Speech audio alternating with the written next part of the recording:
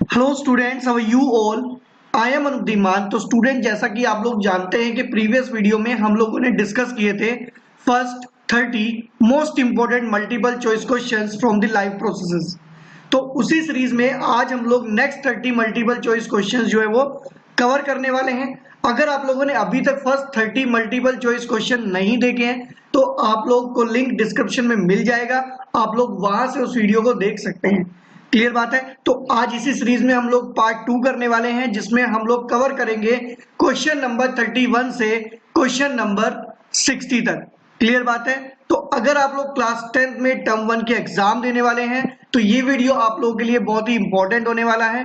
Clear बात है। तो स्टूडेंट, अगर आप लोगों ने हमारा चैनल अभी तक सब्सक्राइब नहीं किया है तो जल्दी से चैनल को सब्सक्राइब कर दीजिए, जिससे जैसे ही हम लोग नेक्स्ट वीडियो अपलोड करें वीडियो आप तक सबसे पहले पहुंचे। तो नाउ स्टूडेंट, स्टार्ट करते हैं आज का video with question number 31। Now बात कर लेते हैं क्वेश्चन नंबर 31 के बारे में। क्वेश्चन नंबर 31 कहता है process of conversion of light energy to chemical energy and splitting of water molecule into hydrogen and oxygen in plant is known as. देखो बेटा, ये जो प्रोसेस लिखा है ना, इसमें हो क्या रहा है, ये कह रहा है कि जो लाइट एनर्जी है वो कन्वर्ट होती है केमिकल एनर्जी में, और ये जो केमिकल एनर्जी है, ये केमिकल एनर्जी वाटर मॉलिक्यूल को स्प्लिट कर देती है हाइड्रोजन एंड ऑक्सीजन में। क्लियर बात है। इतनी बात बोल रहा है कि प्लांट में ऐसा होता है। तो प्लांट में ये जो प्रोसेस आप लोग देख रहे हैं, ये पार्ट है किसका, ये पार्ट है स्टेप 4 फोटोसिंथेसिस का। ये जो पार्ट आप लोगों को लिखा हुआ है, ये है parts of steps of photosynthesis. इसके बाद पता है क्या होगा, अभी ये जो हाइड्रोजन गैस निकली है ये CO2 को रिड्यूस भी करेगी और बना देगी C6H12O6 कार्बोहाइड्रेट्स। क्लियर बात है। तो हमारा आंसर क्लियर है यहां पर, फोटोसिंथेसिस। बिल्कुल इजी क्वेश्चन था। Now come to the question number 32। Question number 32 कहता है which plant take up carbon dioxide at night and prepare an intermediate. देखो बेटा, ऑप्शन में है डेजर्ट प्लांट, बैम्बू, कोटेल या फिर पाम ट्री। देखो बेटा, ये वर्क करते हैं डेजर्ट ट्री। ये कौन करते हैं भाई, डेजर्ट प्लांट करते हैं ये काम। ये क्या करते हैं, नाइट में कार्बन डाइऑक्साइड गैस को क्या करते हैं, एब्जॉर्ब करते हैं। कार्बन डाइऑक्साइड गैस को एब्जॉर्ब करते हैं और उसका क्या करते हैं भाई, जो डे टाइम में, जो डे टाइम में ये लोग सनलाइट को एब्जॉर्ब करते हैं और इसके साथ मिलकर क्या करते हैं, रात में फूड प्रिपेयर कर लेते हैं। तो एक इंटरमीडिएट क्रिएट करता है कौन, डेजर्ट प्लांट। किस काम के लिए, ये फूड प्रिपेयर करने के लिए। तो यहां फाइनली आंसर क्या आ जाएगा हमारा, फाइनली आंसर आएगा डेजर्ट प्लांट। क्लियर बात है। तो स्टूडेंट, ये था question number 32। Now come to the question number 33। तो क्वेश्चन नंबर 33 में लिखा है the green organelle on surface of leaves containing chlorophyll are known as. बिल्कुल इजी क्वेश्चन है हम लोग के पास।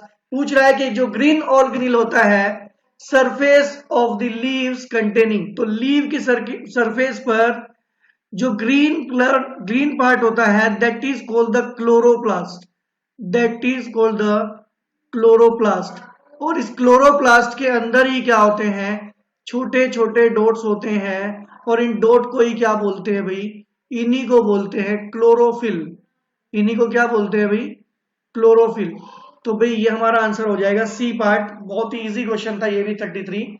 Now come to the question number 34। कहते हैं tiny pores present on the surface of the leaves are known as. अब देखो भाई, जो लीव्स होती हैं, लीव्स की सरफेस पर टाइनी पोर्स होते हैं। अब ये जो पोर्स होते हैं, ये पोर्स करते हैं एक्सचेंज ऑफ गैसेस, और एक्सचेंज ऑफ गैसेस का काम किसका है भाई, ये है स्टोमेटा का। ये किसका काम है भाई, ये काम है स्टोमेटा का। तो फाइनली आप लोग जानते हैं कि जो लीव्स होती हैं उनकी जो सरफेस होती है, उनपे छोटे छोटे पोर्स होते हैं, छोटे छोटे छेद होते हैं, उनको हम लोग क्या बोलते हैं भाई, उनको हम लोग बोलते हैं स्टोमेटा। क्लियर बात है। तो it was the question number 34। Now come to the question number 35।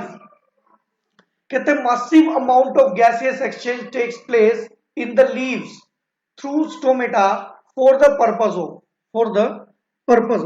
देखो बेटा, जो लीफ होती है ना, ऑप्शन भी देख लेते हैं एक बार। ऑप्शन कहते हैं फोटोसिंथेसिस होगा, carrying carbon dioxide, reduction of carbon dioxide, generation of carbohydrate. Clear बात है। तो भाई जो most of the gaseous exchange होती है वो कब होती है? Most of the gaseous exchange किस प्रोसेस में होती है भाई? प्लांट के केस में तो हम सब जानते हैं फोटोसिंथेसिस में होती है भाई।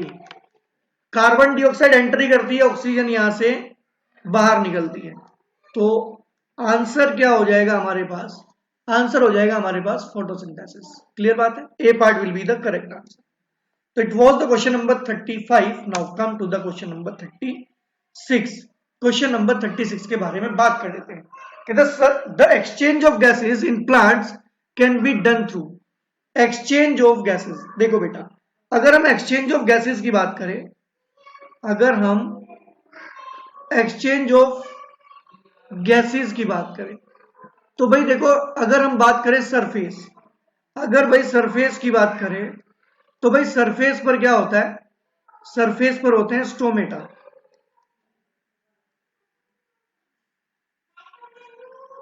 और स्टोमेटा से क्या होता है? गैसेस एक्सचेंज होता है। अगर हम रूट की बात करें तो भाई रूट में भी क्या होता है? रूट एयर्स होते हैं जो डिफ्यूजन के थ्रू गैसेस एक्सचेंज करते हैं। ठीक है ना, जो डिफ्यूजन के थ्रू क्या करते हैं? गैसियस एक्सचेंज करते हैं, कोई दिक्कत नहीं है। तो सरफेस एरिया भी हो जाएगा प्लांट का, रूट भी हो जाएगी। और लीफ, अगर हम लीफ की बात करें तो भाई लीव्स में भी क्या होता है? स्टोमेटा होता है। तो नो डाउट यहां से भी गैसेस एक्सचेंज होगा। That is the final answer will be what? Final answer will be all of the above. Clear बात है। तो it was the question number 36। Now come to the question number 37। Question number 37 कहता है the purpose of closing of the pores by the plants when it doesn't need photosynthesis. अब देखो भाई, photosynthesis में क्या होता है? फोटोसिंथेसिस में मान लेते हैं ये पोर है, ये एक पोर है, स्टोमेटा है। भाई देखो, ये ओपन होता है जब इसके अंदर CO2 एंट्री करती है। क्या करती है? CO2 एंट्री करता है तो ये पोर ओपन हो जाता है। अब जब फोटोसिंथेसिस नहीं हो रहा है तो इसका मतलब क्या है? इसका मतलब है CO2 इसके अंदर एंट्री नहीं करेगी। अब क्या टेंशन रहती है? टेंशन रहती है कि कहीं सेल से वाटर बाहर ना आ जाए, कहीं इसमें से एक्सेस वाटर लॉस ना कर दे प्लांट। क्लियर बात है ना। तो भाई यहां पर इसको क्लोज करने का मेन मोटिव होता है to save the water, to save the water. देखो, टू सेव एनर्जी का तो कोई मतलब नहीं होता, क्योंकि इस जो स्टोमेटा होता है वहां से एनर्जी एंट्री एग्जिट नहीं करती है, फूड भी नहीं करता है। तो फाइनली यहां से आंसर आएगा वाटर। क्लियर। तो बात कर लेते हैं क्वेश्चन नंबर 38 के बारे में। कहता है the opening and closing of the leaf pour is a function of the dash. देखो बेटा, जो हम लोग के पास स्टोमेटा होता है, जो हमारे पास स्टोमेटा होता है, उसकी ओपनिंग एंड क्लोजिंग इसको कंट्रोल कौन करता है भाई? इसको कंट्रोल करते हैं गार्ड सेल। इसको कौन कंट्रोल करते हैं भाई? इनको कंट्रोल करते हैं गार्ड सेल। क्लियर बात है। तो it was the question number 38। Now come to the question number 39। Question number 39 कहता है the reason for swelling of guard cells is due to the presence of dash. देखो बेटा, ये जो गार्ड सेल्स होते हैं हम लोग के पास स्टोमेटा में, आप लोग जानते हैं कि भाई गार्ड सेल्स होते हैं हमारे पास। मान लेते हैं कि ये गार्ड सेल बीन शेप्ड होते हैं, आप लोग जानते होंगे इनके बारे में। ये जो गार्ड सेल्स होते हैं हम लोग के पास, देखो जब वाटर इनके अंदर एंट्री करता है, जब वाटर इनके अंदर क्या करता है? एंट्री करता है, तो ये स्वेलअप करने लगते हैं, तो ये स्वेलअप करने लगते हैं। और जब वाटर इनके अंदर से बाहर निकलता है, जब वाटर एग्जिट करता है यहां से, तो उस कंडीशन में ये श्रिंक करने लगते हैं। तो आप लोगों से पूछा है कि जो रीजन है इनके स्वेलिंग करने का गार्ड सेल के, तो वो क्या है भाई? भाई गार्ड सेल के स्वेलिंग करने का और श्रिंक करने का रीजन है उसके अंदर अमाउंट ऑफ वाटर। क्लियर बात है। तो स्टूडेंट ये था 39। Now come to the question number 40. Question number 40 कहता है dash is an essential element used in the synthesis of protein and other compound in the plant. देखो बेटा, ये जो प्रोटीन बनता है ना प्लांट के अंदर, ये जो प्रोटीन्स बनते हैं प्लांट के अंदर, ये बनते हैं नाइट्रोजन की वजह से. किसकी वजह से बनते हैं भाई? नाइट्रोजन की वजह से. तो हम लोग जो प्लांट को नाइट्रोजन प्रोवाइड करते हैं, आपको ये भी पता होना चाहिए कि जो नाइट्रोजन होता है, ये नाइट्रोजन के ऑक्साइड की फॉर्म में क्या होता है? गेन करता है. इसी की वजह से तो हम लोग यूरिया वगैरह डालते हैं प्लांट्स के अंदर. क्लियर बात है? तो प्लांट्स जो प्रोटीन बनाएगा, वो ध्यान रखना आप लोग, उसके लिए जो नीड होगी that will be nitrogen. Nitrogen की नीड होगी. क्लियर बात है? तो ये था question number 40. Now come to the question number 41. कहता most of the plants nitrogen, phosphorus, iron and magnesium are taken up from the. देखो बेटा, ये जो प्लांट है, कोई भी प्लांट है मान लो, अगर उस प्लांट को हमें क्या करना है भाई? एक तो नाइट्रोजन प्रोवाइड करनी है मान लो, फॉस्फोरस भी प्रोवाइड करना है, आयरन भी प्रोवाइड करना है और मैग्नीशियम भी प्रोवाइड करना है. तो ये सारी चीजें हम कैसे प्रोवाइड करते हैं? आप लोग जानते होंगे, हम लोग तो फर्टिलाइजर डालते हैं. हम लोग क्या डालते हैं भाई? फर्टिलाइजर. इन सबको पूरा करने के लिए हम लोग फर्टिलाइजर्स का यूज करते हैं, मैन्योर का यूज करते हैं. और वो हम कहाँ प्रोवाइड करते हैं? हम लोग प्रोवाइड करते हैं उसको सॉइल के अंदर. इसका मतलब जो प्लांट है वो nitrogen, phosphorus, iron and magnesium, ये सब कहां से गेन करता है? वो सब गेन करता है बेटा सॉइल से.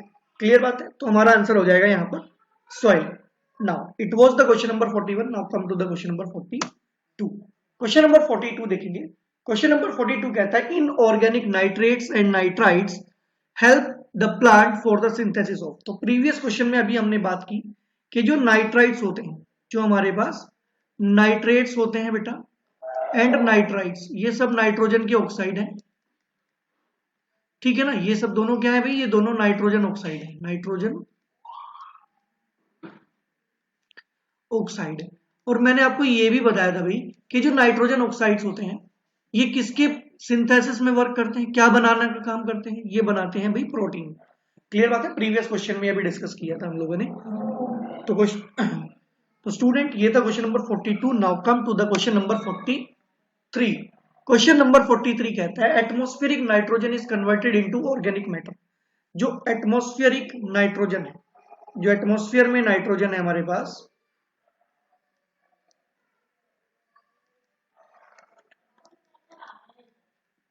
ये नाइट्रोजन बेटा कन्वर्ट होती है किसमें?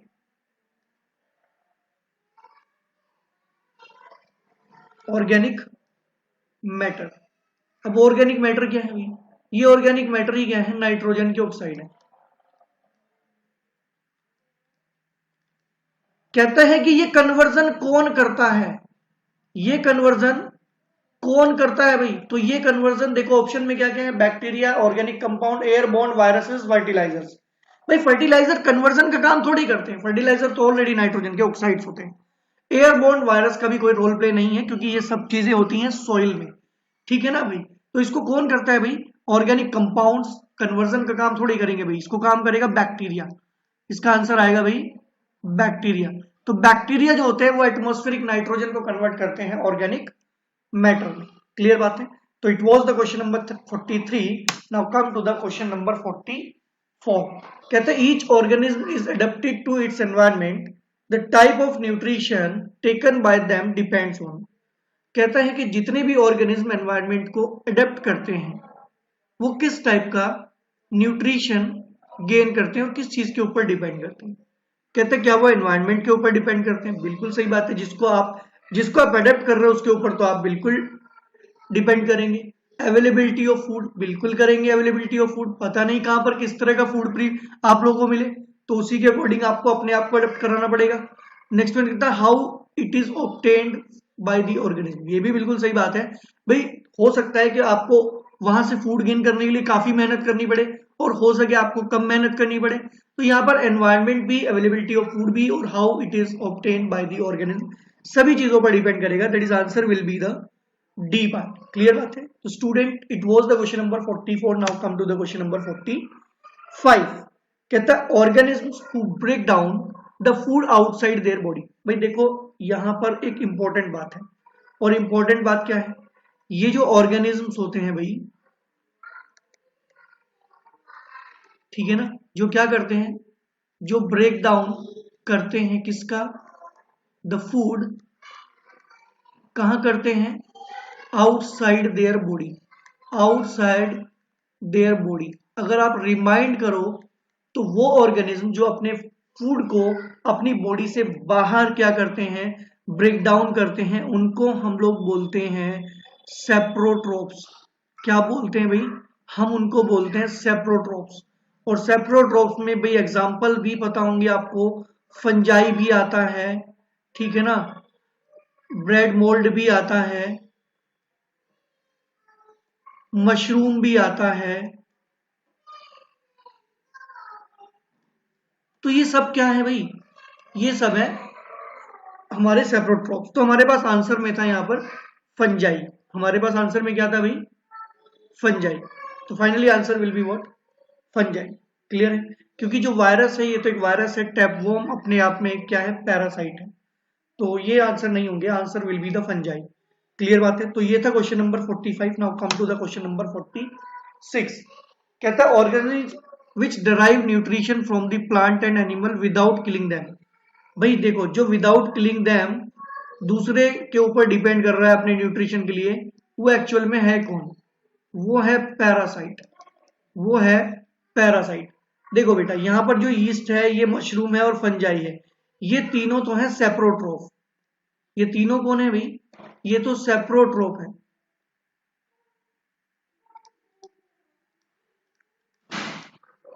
और ये जो टिक है, टिक क्या है भाई, ये है पैरासाइट, ये है पैरासाइट। तो हमारा आंसर क्या हो जाएगा, हमारा आंसर हो जाएगा टिक। क्लियर बात है। तो A part will be the correct answer. It was the question number 46। Now come to the question number 47। कहता single cell organism take food by their. भाई जो सिंगल सेल होता है ना, जो सिंगल सेल होता है वो अपनी बॉडी से कैसे फूड गेन करता है। अब यहाँ सिंगल सेल के चक्कर में आप लोग ये मत सोच लेना कि अमीबा की बात कर रहे हैं, ये दुनिया भर के जो सिंगल सेलुलर हैं ये सब की बात कर रहा है।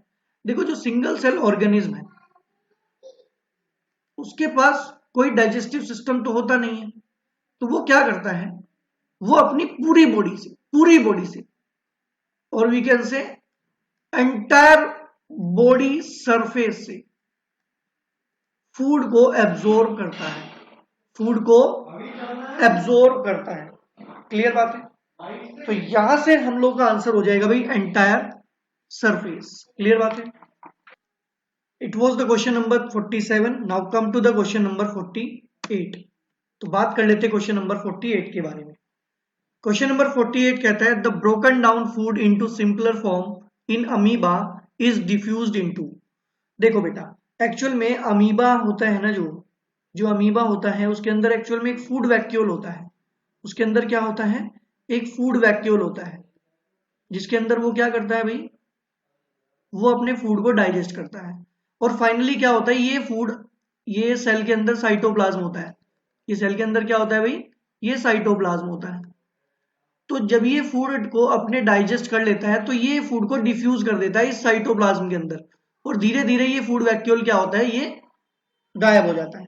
क्लियर बात है। तो ये फूड को कहां पर डिफ्यूज करता है, ये डिफ्यूज करता है साइटोप्लाज्म के अंदर। क्लियर बात है। तो ये हम लोग का था question number 48। Now come to the question number 49। Identify the microorganism whose nutrition type is shown.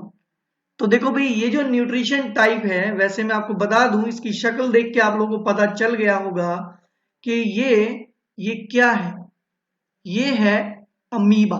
क्या है भाई, ये है अमीबा। फूड बैक्टीरिया तो नहीं है, ईस्ट भी नहीं है, फंगस भी नहीं है, तो that is answer will be what, D part. तो यहां से हमारा आंसर हो जाएगा डी पार्ट। क्लियर बात है। तो it was the question number 49। Now come to the question number 50। Question number 50 कहते हैं the undigested material is dash in some microorganism. देखो बेटा, ज्यादातर जितने भी माइक्रो ऑर्गेनिजम्स होते हैं उसमें क्या होता है, फूड पार्टिकल जब वो गेन करता है, वो जब फूड पार्टिकल क्या करता है, गेन करता है, तो फूड पार्टिकल जो गेन करता है इसके दो पार्ट हो जाते हैं। एक डाइजेस्ट हो जाता है, और जो डाइजेस्ट होता है उसमें से एनर्जी निकाल ली जाती है। और दूसरा पार्ट रहता है इसका अनडाइजेस्टेड, जो सेकंड पार्ट है वो रहता है अनडाइजेस्टेड। और ये जो अनडाइजेस्टेड होता है इसे क्या करते हैं, थ्रोन आउट, इसको बाहर फेंक दिया जाता है। अब ये जो थ्रो आउट करने के प्रोसेस होते हैं डिफरेंट डिफरेंट ऑर्गेनिजम्स के अलग अलग होते हैं। कहते हैं एब्जॉर्ब इन द सरफेस, क्या वो सरफेस के अंदर एब्जॉर्ब कर लेते हैं, जी नहीं। थ्रोन आउट, तो ये आंसर है thrown out. Help further growth भी नहीं हो सकता, क्लियर बात है ना, अनडाइजेस्टेड से क्या ग्रोथ करेगा, तो फाइनली आंसर हमारा हो जाएगा थ्रोन आउट, क्लियर बात है। तो it was the question number 50। Now come to the question number 51। कहता है some unicellular organism like paramecium take food at a dash. अब देखो क्या क्या ऑप्शन है हमारे पास, स्पेसिफिक स्पॉट होता है, एंटायर सरफेस से करता है, क्या न्यूक्लियस से करता है, क्या फूड वैक्यूल से करता है। एक्चुअल में ये इनटेक ऑफ फूड की बात कर रहा है, ठीक है ना। तो फूड वैक्यूल में तो ये डाइजेस्ट करता है, तो ये तो आंसर नहीं हो सकता डी पार्ट। एंटायर सरफेस, अब देखो क्या, मैं आपको बता देता हूँ एक्चुअल में इसके साथ क्या होता है। ये कुछ इस तरह का स्ट्रक्चर होता है, इसमें यहाँ एक ओपनिंग होती है, यहाँ पर एक ओपनिंग होती है, ठीक है ना, जहां से ये फूड को अब क्या करता है, गेन करता है, क्लियर है। इसको हम लोग बोलते हैं सीलिया। हेयर लाइक स्ट्रक्चर्स होते हैं जिससे ये फूड को एब्जॉर्ब करने का काम करता है। तो समझ में आता है कि स्पेसिफिक स्पॉट होता है इसकी बॉडी के अंदर जहां से ये फूड को क्या करता है, गेन करता है, क्लियर बात। It was the question number 51। Now come to the question number 52। Question number 52 देख लेते हैं अभी।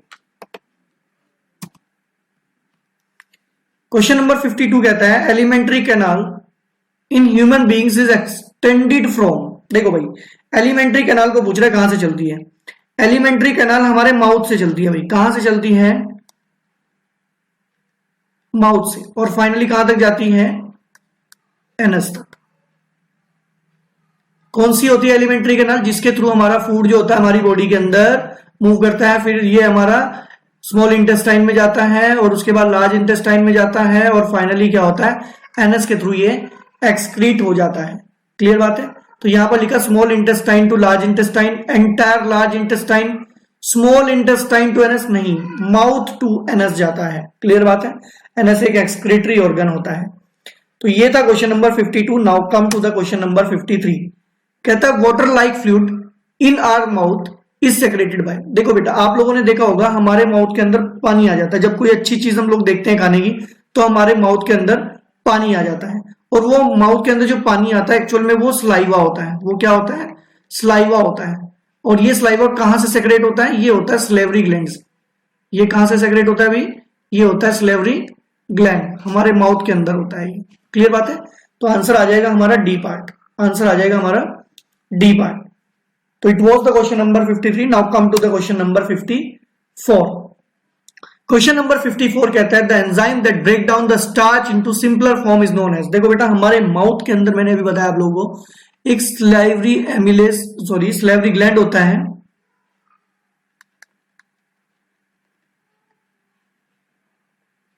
जो कि एक एंजाइम सेक्रेट करता है जिसका नाम होता है स्लाइवरी एमिलेज। और ये करता क्या है, ये स्टार्च को शुगर में कन्वर्ट कर देता है, ठीक है ना भाई।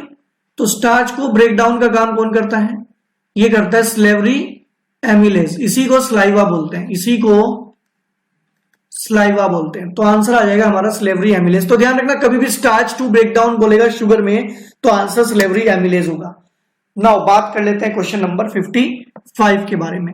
कहता है the digestion in stomach is take care by the dash which is present in the wall of the stomach. दोबारा से बात करते हैं। कहता है the digestion in stomach is taken care by the dash which is present in the walls of the stomach. तो भाई digestion का काम कौन कराता है, हमारी जो स्टमक की वॉल होती है उसमें होते हैं गैस्ट्रिक ग्लैंड। क्या होते हैं भाई, गैस्ट्रिक ग्लैंड होते हैं। और ये गैस्ट्रिक ग्लैंड एक गैस्ट्रिक जूस सेक्रेट करता है, ये एक गैस्ट्रिक जूस सेक्रेट करता है।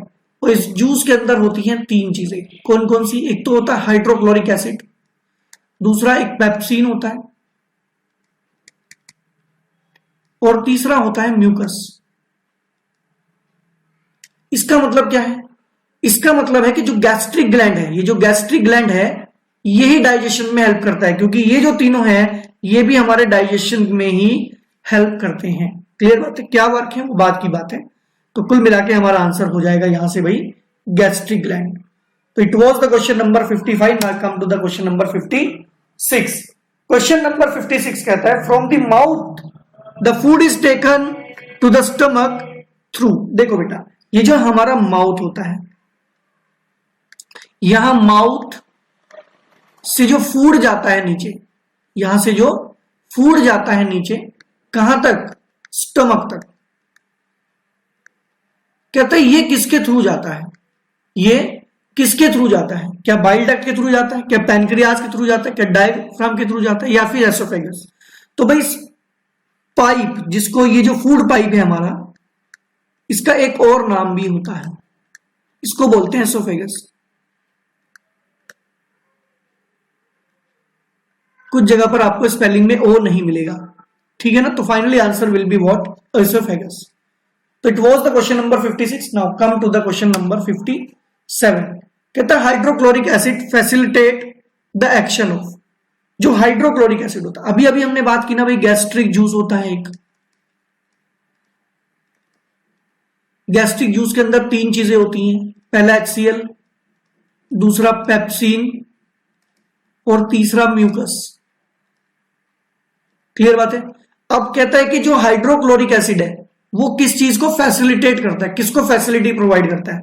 एक्चुअल में क्या होता है, ये मीडियम को एसिडिक बनाता है, मीडियम को एसिडिक बना देता है। अब ये जो पेप्सिन है एक्चुअल में एसिडिक मीडियम में ही वर्क करता है। ये क्या करता है? एसिडिक मीडियम में ही वर्क करता है, में ही वर्क करेगा भाई, ठीक है ना? जब ये एसिडिक मीडियम में वर्क करेगा तो इसका मतलब जो HCl फैसिलिटी प्रोवाइड कर रहा है वो किसको करा रहा है? पेप्सिन को, जिससे वो वर्क कर सके। क्लियर बात है? तो it was the question number 57। Now come to the question number 58। कहता है identify the secretion inside the stomach which help to protect the inner lining of the stomach. फिर से हम वही चलते हैं, जो स्टमक होता है वहां पर होता है गैस्ट्रिक ग्लैंड, यहां पर होता है गैस्ट्रिक ग्लैंड। ये तीन चीजें सेक्रेट करता है, इसके अंदर तीन चीजें होती हैं जो सेक्रेट करता है गैस्ट्रिक जूस। उसके अंदर तीन चीजें होती हैं, पहला HCl, दूसरा एंजाइम होता है एक पेप्सिन जिसके बारे में अभी बात कर रहे थे हम लोग, और तीसरा होता है म्यूकस। तीसरा होता है भाई म्यूकस। एक्चुअल में ये जो हाइड्रोक्लोरिक एसिड है, इसके जो अफेक्ट होते हैं, इसके जो अफेक्ट होते हैं, उन इफेक्ट से बचने का काम कौन करता है? म्यूकस। म्यूकस रिड्यूस करता है, सेव करता है, इसको सेव करता है इस HCl के इफेक्ट से। तो फाइनली आंसर क्या हो जाएगा हमारा? म्यूकस। क्लियर बात है? हाइड्रोक्लोरिक एसिड तो और भी खराब कर देगा ना काम को, डाइजेस्टिव जूस भी, और एंजाइम तो डाइजेशन का काम करते हैं। तो नेक्स्ट वन बात कर लेते हैं 59 की। क्वेश्चन नंबर 59 कहते हैं the function of the sphincter muscles in. देखो जो स्पिंक्टर मसल्स होते हैं ये इनका काम क्या होता है भाई, इसके बारे में थोड़ा सा ध्यान से पढ़ेंगे, ये कई बार क्वेश्चन आया है। इसका काम क्या होता है? ये जो आपकी एलिमेंट्री कैनाल होती है ना भाई, जो कि कहां से जाती है? माउथ से चलती है। कहां से चलती है? माउथ से चलती है। और कहां तक जाती है भाई? एनस तक जाती है। Anus is the last part of the alimentary canal. अब ये जो फूड पाइप है, या पूरा पूरा कैनाल की बात कर लेते हैं, फूड पाइप तो इसका एक पार्ट है मान लेते हैं, स्टमक से आगे भी जाता है। तो यहां पर जो स्पिंक्टर मसल्स होते हैं इनका काम होता है कि जो अनडाइजेस्टेड फूड होता है ये क्या करता है? प्रिवेंट करता है the backward flow. Backward flow को रोकता है किसके? Of slightly digested food. मतलब जो थोड़ा सा डाइजेस्टेड फूड होता है, आधा डाइजेस्टेड होता है आधा नहीं, उसका बैकवर्ड फ्लो रोक देता है। क्लियर बात है? अब देखते हैं आंसर क्या बनना चाहिए। रेगुलेट द डाइजेस्टिव प्रोसेस, जी नहीं। इंप्रूव डाइजेशन, नहीं। रिलीज डाइजेस्टिव यूज, नहीं। Regulate the exit of food, बिल्कुल सही बात है। Regulate the exit of food, food को जो अनडाइजेस्टेड पार्ट है उसको बाहर निकालता है, और स्लाइटली डाइजेस्ट जो पार्ट होता है उसको बैकवर्ड फ्लो को रोकता है। क्लियर बात है। तो it was the question number 59। Now come to the question number 60।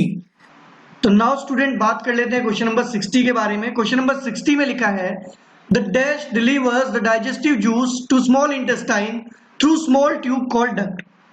कहते हैं कि बॉडी का वो कौन सा पार्ट है जो डाइजेस्टिव जूस को स्मॉल इंटेस्टाइन में सप्लाई करता है।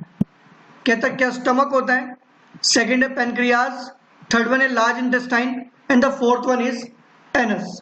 क्लियर बात है। अब देखो भाई हम लोग ये देखते हैं कि स्मॉल इंटेस्टाइन स्टार्ट कहां से होती है। देखो बेटा सबसे पहले हमारा ऊपर रहता है माउथ, माउथ के बाद oesophagus that is food pipe होता है, फिर स्टमक आता है, फिर आता है स्टमक,